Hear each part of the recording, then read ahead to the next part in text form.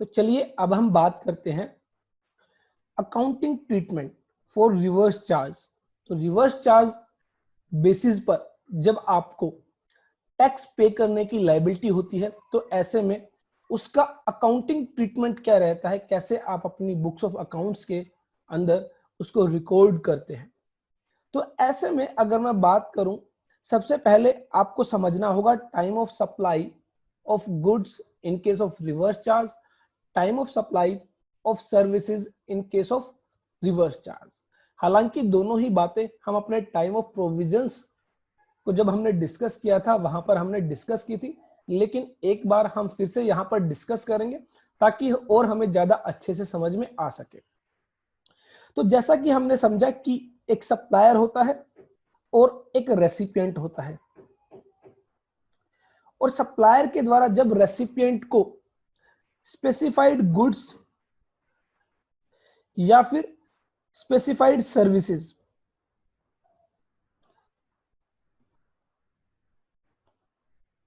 की सप्लाई की जाती है तो ऐसे में जो रेसिपिएंट है अंडर रिवर्स चार्ज बेसिस पर उसको टैक्स पे करने की लायबिलिटी होती है।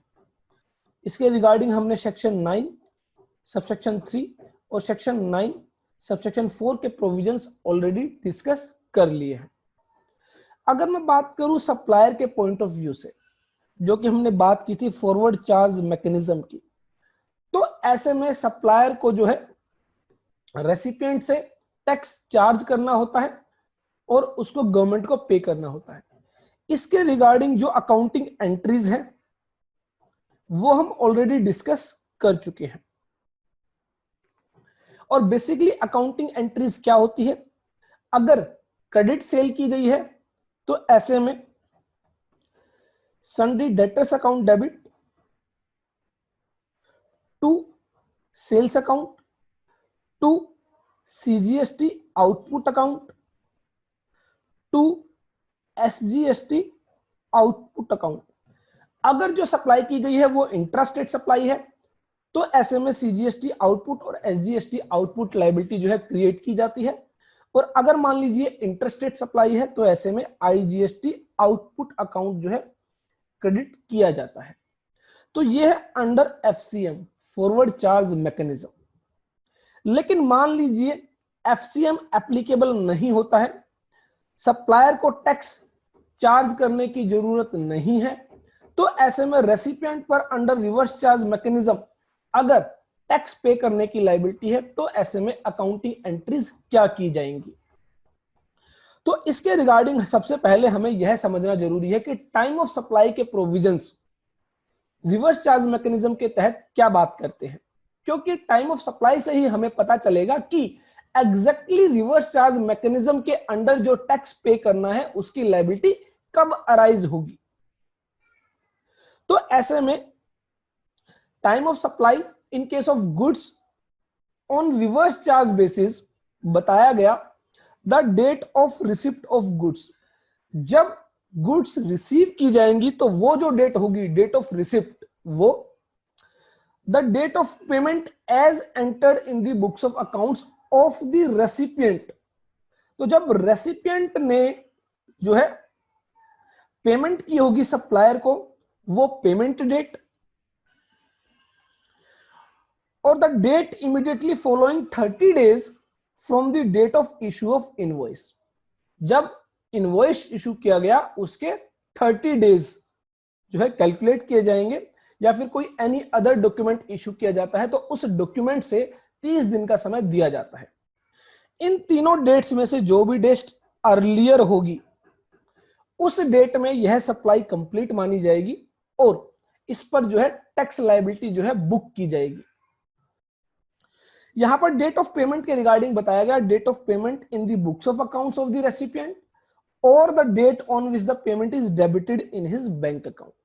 तो जिस दिन बुक्स ऑफ अकाउंट्स में जो पेमेंट एंट्री है वो पास की गई है, बुक की गई है, और जिस दिन बैंक स्टेटमेंट में पेमेंट डेबिट हो जाती है, इन दोनों में से जो भी डेट पहले होगी वो डेट पॉइंट नंबर बी के अंदर कंसीडर की जाएगी। तो ये 3 डेट बेसिकली आपको पता करनी है कि किस दिन गुड्स रिसीव की गई, किस दिन पेमेंट एंट्री पास की गई, या फिर बैंक स्टेटमेंट से पेमेंट डेबिट हो जाती है। तीसरी डेट है 30 days from the date of invoice और एनी अदर डॉक्यूमेंट। तो अगर सप्लायर के द्वारा इनवॉइस इशू किया गया है तो उससे 30 डेज, और अगर सप्लायर इनवॉइस इशू नहीं करता है तो रेसिपिएंट क्या करता है, एक सेल्फ इनवॉइस क्रिएट करता है, और इस सेल्फ इनवॉइस के क्रिएट करने के 30 दिन के अंदर जो है ये जो तीसरी डेट आपकी आ जाती है। इन तीनों में से जो भी डेट अर्लीस्ट होगी, जो भी सबसे पहले होगी, उस डेट पर आपकी सप्लाई जो है कंप्लीट मान ली जाती है, और उस डेट पर आपको जो है रिवर्स चार्ज लायबिलिटी बुक करनी होगी।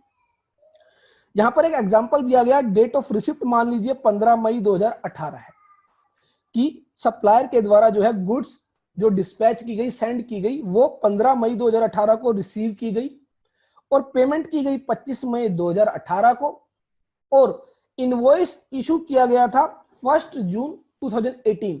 तो 30 दिन का समय हो जाता है हमारा 1 जुलाई 2018। तो 3 डेट हमारे पास आ जाती है, 15 मई 2018, 25 मई 2018 और 1 जुलाई 2018। इन तीनों में से जो भी अर्लीस्ट होगी वो है आपकी 15/5/2018।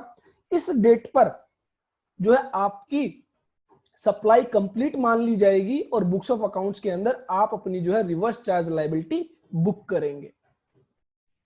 मान लीजिए किसी वजह से ये तीनों ही डेट्स आप पता नहीं लगा पा रहे हैं, तो ऐसे में कहा गया कि the date shall be date of entry in the books of accounts of the recipient of the supply। जिस डेट में रेसिपिएंट की बुक्स ऑफ अकाउंट्स के अंदर ये सप्लाई रिकॉर्ड की जाएगी वो टाइम ऑफ सप्लाई मान ली जाएगी। अगर किसी वजह से provided that where it is not possible to determine the time of supply under clause A, under clause B और अंडर क्लोज सी, तो in that situation the time of supply shall be the date on which जो है entry shall be made in the books of accounts of the recipient. Same चीज यहां पर जो है बात की गई इन केस ऑफ सर्विसेज, कि सर्विसेज के केस में जो है टाइम ऑफ सप्लाई के अकॉर्डिंग कब सप्लाई कंप्लीट मानी जाएगी। हम यहां पर बात कर रहे हैं उन सप्लाई की जो रिवर्स चार्ज बेसिस पर टैक्सेबल है in the hand of recipient. तो यहां पर कहा गया in the case of supplies in respect of tax is paid और liable to be paid on reverse charge basis, the time of supply shall be the earlier of the following date.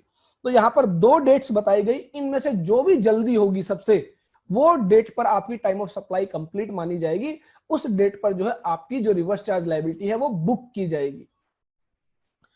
तो यहां पर services के case में बताया गया the date of payment as entered in the books of accounts of the recipient और the date on which the payment is debit in his bank account whichever is earlier. Same चीज हमने goods के case में देखा था, वहां पर भी जो है यही डेट्स की बात की गई थी। सेकंड यहां पर कहा गया the date immediately 60 days from the date of issue of invoice और एनी अदर डॉक्यूमेंट। यहां पर 30 दिन की बजाय यहां पर 60 दिन का समय दिया गया है। गुड्स के केस में 30 दिन का समय दिया जाता है from the date of issue of invoice और एनी अदर डॉक्यूमेंट, और सर्विसेज के केस में 60 डेज का समय दिया गया है। हालांकि यहां पर आप देखेंगे एक डेट मिस है जो गुड्स के केस में होती है, that is date of receipt of goods. तो गुड्स की रिसीव करने की डेट इजीली पता लग सकती है, इसलिए वहां पर date of receipt of goods रखा गया है, लेकिन यहां पर date of receipt of services नहीं रखा गया है, क्योंकि द रीजन बीइंग ऐसा हो सकता है कि सर्विसेज एक डेट पर रिसीव ना करके बहुत सारी डेट्स पर अलग अलग टाइम पर रिसीव की गई हो, तो ऐसे में यहां पर बहुत सारी प्रॉब्लम हो सकती है, इसलिए यहां पर सिर्फ 2 ही डेट्स रखी गई हैं, डेट ऑफ पेमेंट और 60 days from the date of issue of invoice. Date of payment के रिगार्डिंग बताया गया जिस दिन बुक्स ऑफ अकाउंट्स के अंदर रिकॉर्ड की जाएगी और जिस दिन बैंक स्टेटमेंट से डेबिट की जाएगी, इन दोनों में से जो भी अर्लियर होगी वो डेट ऑफ पेमेंट मानी जाएगी। और 60 days from the date of issue of invoice, supplier के द्वारा इनवॉइस इशू किया गया है 60 डेज, और अगर मान लीजिए सेल्फ इनवॉइस क्रिएट किया गया है बाय द रेसिपिएंट, तो in case any other documents, तो वहां से 60 डेज का टाइम लिया जाएगा। और प्रोवाइडेड दैट मान लीजिए इन दोनों की वजह से ही आप टाइम ऑफ सप्लाई नहीं पता लगा पा रहे हैं, तो ऐसे में the date of entry in the books of accounts of the recipient of the supply, जिस डेट पर रेसिपिएंट की बुक्स ऑफ अकाउंट्स के अंदर एंट्री पास की गई है उस सप्लाई के लिए वो डेट आपकी जो है टाइम ऑफ सप्लाई कंप्लीट मानी जाएगी, उस डेट पर आपको जो है अपनी रिवर्स चार्ज लायबिलिटी बुक करनी होगी। तो चलिए यहां पर एक एग्जांपल के जरिए हम समझने की कोशिश करते हैं। सर्विसेज के केस में बताया गया डेट ऑफ पेमेंट है 15 जुलाई 2018, date immediately after 60 days from the date of issue of invoice. तो यहां पर मान लीजिए इनवॉइस इशू किया गया है 15 मई 2018 को, तो उससे 60 डेज का टाइम आप देखेंगे 14 जुलाई 2018 को कंप्लीट होता है। Date of entry in books of recipient 18 जुलाई 2018। तो date of entry in books of recipient आपको तभी जो है कंसीडर करनी है जब आपके पास क्लोज ए और क्लोज बी के तहत टाइम ऑफ सप्लाई पता नहीं लगती है। तो यहां पर हमारे पास क्लोज ए और क्लोज बी की दोनों डेट्स अवेलेबल है, दैट इज 15 जुलाई 2018 क्लोज ए के तहत date of payment, clause B के तहत 60 days from the date of issue of invoice 14 जुलाई 2018। तो ऐसे में हमारी जो डेट है 14 जुलाई 2018 वो अर्लीस्ट है। तो यहां पर जो है हमें हमारी जो है टाइम ऑफ सप्लाई कंप्लीट मानी जाएगी और इस डेट पर हमें जो है अपनी सप्लाई अपने बुक्स ऑफ अकाउंट्स के अंदर रिकॉर्ड करनी होगी और अपनी रिवर्स चार्ज लायबिलिटी बुक करनी होगी। अब बात करते हैं अकाउंटिंग ट्रीटमेंट की। तो अकाउंटिंग ट्रीटमेंट के अकॉर्डिंग जो है सबसे पहले आपको आइडेंटिफाई करना है कि नेचर ऑफ एक्सपेंस क्या है, कि अंडर रिवर्स चार्ज मैकेनिज्म आपने जो सप्लाई रिसीव की है क्या वो गुड्स की सप्लाई है या फिर वो सर्विसेज की सप्लाई है। Ascertain whether it is a supply of goods और सप्लाई ऑफ सर्विसेज। उसके बाद confirm time of tax payment and credit utilisation. आपको टाइम ऑफ सप्लाई के अकॉर्डिंग जो है अपनी रिवर्स चार्ज लायबिलिटी बुक करनी है, उसको पे करना है और इनपुट टैक्स क्रेडिट बुक करना है।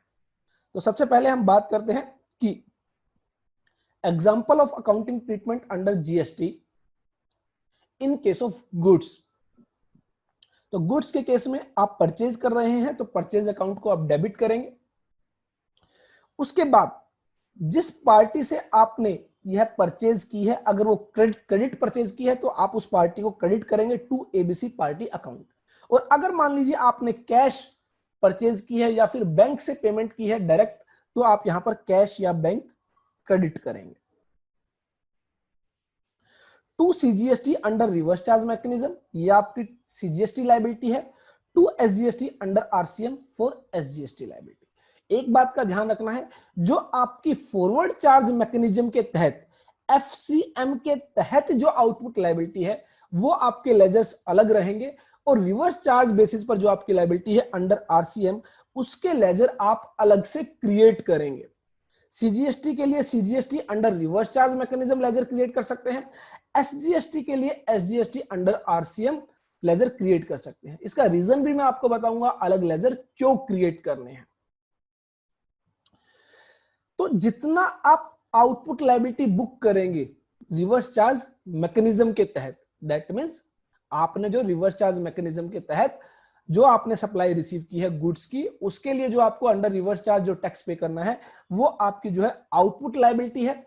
हालांकि ये आपकी सप्लाई जो है आउटवर्ड सप्लाई से रिलेट नहीं करती है, ये इनवर्ड सप्लाई से रिलेट करती है, क्योंकि ये आपने परचेज की है तो इसलिए इसको इनवर्ड सप्लाई से रिलेट किया जाता है।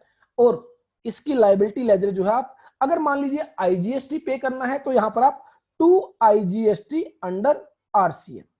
तो बेसिकली जो भी रिवर्स चार्ज मैकेनिज्म के तहत लायबिलिटी आपको बुक करनी है उसका लेजर आप अलग से क्रिएट करेंगे और जितनी आप लायबिलिटी बुक करेंगे उतना ही आप यहां पर प्रोविजनल आईटीसी बुक करेंगे। Provisional ITC of CGST under RCM, provisional ITC of SGST under RCM. और अगर मान लीजिए आईजीएसटी का जो है provisional ITC of IGST under RCM, अगर आपने जो है आईजीएसटी लायबिलिटी बुक की है तो ऐसे में आप provisional ITC of IGST book करेंगे। यहां पर प्रोविजनल आईटीसी वर्ड क्यों लिखा है ये भी हम बात करेंगे। सबसे पहले बात करते हैं कि हम अलग लेजर क्रिएट क्यों करेंगे फॉर टैक्स लायबिलिटी जो हमने under reverse charge mechanism book की है। इसका रीजन ये है कि जो आप एफसीएम के अंडर आउटपुट लायबिलिटी क्रिएट करते हैं उसके लिए आप ITC input tax credit utilise कर सकते हैं, लेकिन जो लायबिलिटी आप अंडर रिवर्स चार्ज मैकेनिज्म के तहत जो लायबिलिटी बुक करते हैं उसके लिए आप आईटीसी यूज नहीं कर सकते हैं। दैट मींस ये जो लायबिलिटी है ये लायबिलिटी जो है आपको बैंक के जरिए ही पे करनी होगी। इसके लिए आप कोई भी आईटीसी यूज नहीं कर पाएंगे। तो ध्यान रखें, अंडर रिवर्स चार्ज मैकेनिज्म जो भी आप टैक्स लायबिलिटी बुक करेंगे वो आप बैंक से ही पे करेंगे, उसके लिए आप इनपुट टैक्स क्रेडिट यूटिलाइज नहीं करेंगे। चलिए, इसलिए हम यहां पर जो है इन तीनों लेजर्स में अगर हमें आरसीएम के तहत कोई टैक्स पे करना है, सीजीएसटी पे करना है, एसजीएसटी पे करना है, आईजीएसटी पे करना है आरसीएम के तहत, रिवर्स चार्ज मैकेनिज्म के तहत, तो हम अलग लेजर क्रिएट करेंगे और इनकी पेमेंट बैंक से ही करेंगे। अब बात आई, मान लीजिए हमने यहां पर 100 रुपीज का सीजीएसटी पे किया, 100 रुपीज का एसजीएसटी पे किया, तो अब हम क्या करेंगे, यहां पर प्रोविजनल आईटीसी बुक करेंगे under reverse charge, 100 rupees CGST, 100 rupees SGST. ये प्रोविजनल आईटीसी इसलिए है कि ये आईटीसी का क्लेम आपको तब मिलेगा जब आप इस लायबिलिटी को बैंक से पे कर देंगे। दैट मींस जैसा हम देखते थे इनवर्ट सप्लाई के रिगार्डिंग, हम जैसे ही परचेज बुक करते थे हम इनपुट टैक्स क्रेडिट बुक करते थे और उसको यूज भी कर लेते थे। लेकिन अगर रिवर्स चार्ज मैकेनिज्म के तहत आप कोई टैक्स पे कर रहे हैं तो जो टैक्स आपने पे किया है उसका आपको इनपुट मिलता है, लेकिन वो इनपुट आपको तब मिलेगा जब आप अपनी आरसीएम लायबिलिटी को बैंक से पे कर देंगे। बैंक से पे करने के बाद आपको जो है उसका क्रेडिट अलाउ किया जाएगा। तो अब हम यहां पर क्या करते हैं, पहले तो इस रिवर्स चार्ज लायबिलिटी को बैंक से पे करते हैं। CGST under reverse charge liability debit, SGST under reverse charge mechanism debit to bank. तो हमेशा ध्यान रखें ये बैंक से ही पे होगी ऑलवेज। और जैसे ही ये बैंक से पे हो जाएगी उसके बाद हम इस आईटीसी को अवेल करेंगे, प्रोविजनल आईटीसी को हम फाइनल आईटीसी के अंदर कन्वर्ट कर देंगे। प्रोविजनल आईटीसी सीजीएसटी जो हमने डेबिट किया था उसको हम क्रेडिट कर देंगे, provisional ITC SGST under reverse charge जो हमने डेबिट किया था उसको हम क्रेडिट कर देंगे और अपना final input tax credit ITC of CGST, ITC of SGST debit करेंगे। तो ये हमेशा ध्यान रखें, ये एंट्री आप हमेशा बैंक से पेमेंट होने के बाद ही जो है बुक करेंगे।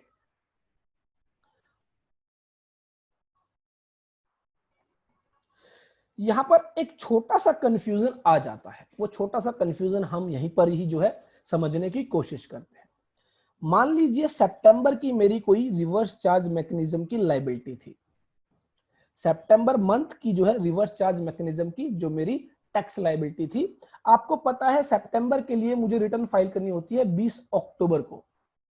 तो आपको यह भी पता है जब मैं अपनी 20 अक्टूबर को रिटर्न फाइल करूंगा एट दैट टाइम ही मैं जो है वो रिवर्स चार्ज मैकेनिज्म के तहत टैक्स पे कर पाऊंगा। तो मैंने आरसीएम की जो पेमेंट की वो पेमेंट की 20 अक्टूबर को, जो मेरी रिवर्स चार्ज मैकेनिज्म के तहत जो टैक्स लायबिलिटी थी वो मैंने पे की 20 अक्टूबर को। तो यहां पर एक सवाल आता है कि इस पेमेंट का आईटीसी मुझे सितंबर की रिटर्न के अंदर मिलेगा या अक्टूबर की रिटर्न जब मैं फाइल करूंगा उस रिटर्न के अंदर मैं यह आईटीसी क्लेम करूंगा। क्योंकि यहां पर कहा गया है कि आरसीएम के तहत जो आप पेमेंट करेंगे उसका आईटीसी आपको पेमेंट बेसिस पर मिलेगा, और जबकि सितंबर मंथ की पेमेंट मुझे करनी है 20 अक्टूबर को, और 20 अक्टूबर को जब मैं रिटर्न फाइल करूंगा तब मैं यह पेमेंट करूंगा। तो सवाल आता है कि मैं इसका जो आईटीसी है क्या वो सितंबर रिटर्न्स के अंदर क्लेम करूं या फिर जो अक्टूबर 2020 की रिटर्न फाइल करूंगा उसके अंदर क्लेम करूं। तो इसका जो आईटीसी है वो आप सितंबर रिटर्न के अंदर ही क्लेम कर सकते हैं, बशर्ते शर्त यह है कि जब आप सितंबर की रिटर्न के अंदर क्लेम करेंगे तो सितंबर की रिटर्न के अंदर ही आप उसकी पेमेंट करेंगे। तो सितंबर की रिटर्न के अंदर अगर आप आरसीएम लायबिलिटी पे कर रहे हैं तो सितंबर की रिटर्न के अंदर ही वो आईटीसी आप क्लेम कर सकते हैं। चलिए, ये तो थी इन केस ऑफ गुड्स कैसे आप जो है अकाउंटिंग एंट्री करेंगे। अब बात करते हैं इन case of services, example of accounting treatment under GST in case of services. तो यहां पर मान लीजिए प्रोफेशनल सर्विसेज दी गई है 1 लाख रुपए की XYZ एंड कंपनी की को, वो इज कवर्ड अंडर आरसीएम। मान लीजिए कोई मिस्टर ए है, वो एक एडवोकेट है और इन्होंने XYZ एंड कंपनी को जो है कोई सर्विस दी है, लीगल सर्विसेज दी है। तो लीगल सर्विसेज आप जानते हैं कि अंडर रिवर्स चार्ज बेसिस पर जो है XYZ एंड कंपनी को जो है टैक्स पे करना होगा। तो यहां पर XYZ एंड कंपनी को बिल दिया गया ₹1 लाख का। तो सबसे पहले तो आपको टाइम ऑफ सप्लाई प्रोविजंस के अकॉर्डिंग देखना होगा कि टाइम ऑफ सप्लाई प्रोविजंस क्या कहते हैं, कब यह जो है एक्सपेंस आप अपनी बुक्स ऑफ अकाउंट्स के अंदर बुक करेंगे। तो चलिए यहां पर डेट है 10 जुलाई 2019 को यह एंट्री जो है बुक्स ऑफ अकाउंट्स के अंदर पास की गई, जिसमें प्रोफेशनल फीस का खर्चा बुक किया गया 1 लाख रुपए का, और 1 लाख रुपए से ही जो है एबीसी एंड पार्टी को जो है क्रेडिट किया जाएगा। यहां पर आप मिस्टर ए जो है उनको क्रेडिट करेंगे।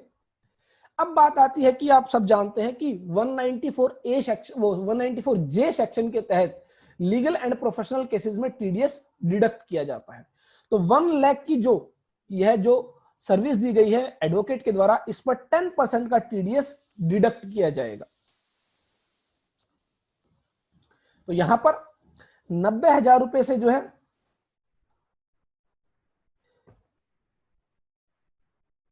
मिस्टर ए को क्रेडिट किया जाएगा और 10,000 रुपए से टीडीएस पेबल को क्रेडिट किया जाएगा। और अब बात आती है आरसीएम के तहत टैक्स लायबिलिटी बुक करने की। तो यहां पर 18% का जो है टैक्स एडवोकेट सर्विसेज पर एप्लीकेबल है अंडर आरसीएम। तो यहां पर सीजीएसटी 9,000, एसजीएसटी 9,000 अंडर आरसीएम। ये ध्यान रखना है, ये जो 18,000 की जो टैक्स लायबिलिटी है ये आपको बैंक से ही पे करनी होगी। और इतनी ही अमाउंट का आप प्रोविजनल आईटीसी बुक करेंगे 18,000 रुपीज का, provisional ITC of CGST, provisional ITC of SGST. और ये जो टीडीएस लायबिलिटी है अंडर इनकम टैक्स, ये भी आप जो है बैंक से पे करेंगे। जब आप टैक्स की पेमेंट करेंगे तो आप एंट्री पास करेंगे CGST under RCM debit 9,000, SGST under RCM 9,000, to bank account 18,000। ये आप जो है at the time of payment of tax under reverse charge basis. फिर आप जो है जब आप पेमेंट करते हैं तब आप आईटीसी भी बुक करते हैं, इनपुट टैक्स क्रेडिट भी बुक करते हैं। तो यहां पर ITC of CGST debit 9,000, ITC of SGST debit 9,000 rupees. और हम जो है प्रोविजनल आईटीसी को अब खत्म कर देंगे 9,000, प्रोविजनल आईटीसी ऑफ एसजीएसटी 9,000, और इसको कन्वर्ट कर देंगे फाइनल आईटीसी के अंदर। तो ये आप बेसिकली जो है जर्नल एंट्रीज पास करेंगे फॉर रिवर्स चार्ज मैकेनिज्म जो है टैक्स पे करने के लिए। आई होप आपको अच्छे से समझ में आया होगा कि किस तरह आप जो है अकाउंटिंग एंट्री जो है पास करेंगे। अगर इसके रिगार्डिंग आपका कोई भी कंफ्यूजन है तो आप हमसे शेयर कर सकते हैं। एक बात का ध्यान रखना है, अगर कोई टीडीएस की लायबिलिटी है तो आप टीडीएस डिडक्ट करेंगे, अगर कोई टीडीएस की लायबिलिटी नहीं है तो आपको टीडीएस डिडक्ट करने की जरूरत नहीं है। इन दैट सिचुएशन जो है मिस्टर ए को क्रेडिट किया जाएगा 1 लाख रुपए से। और अगर टीडीएस लायबिलिटी जो है आपकी आती है तो आप जो है टीडीएस डिडक्ट करने के बाद जो अमाउंट होती है वो जो है क्लाइंट्स अकाउंट में, पार्टी अकाउंट में, क्रेडिटर अकाउंट में जो है आप बुक करेंगे, और जितना आपने टीडीएस डिडक्ट किया है वो आप टीडीएस लेजर के अंदर बुक करेंगे। तो ये बेसिकली जो है आपका अकाउंटिंग ट्रीटमेंट रहेगा फॉर जो है रिवर्स चार्ज बेसिस पर जो आप टैक्स पे करेंगे।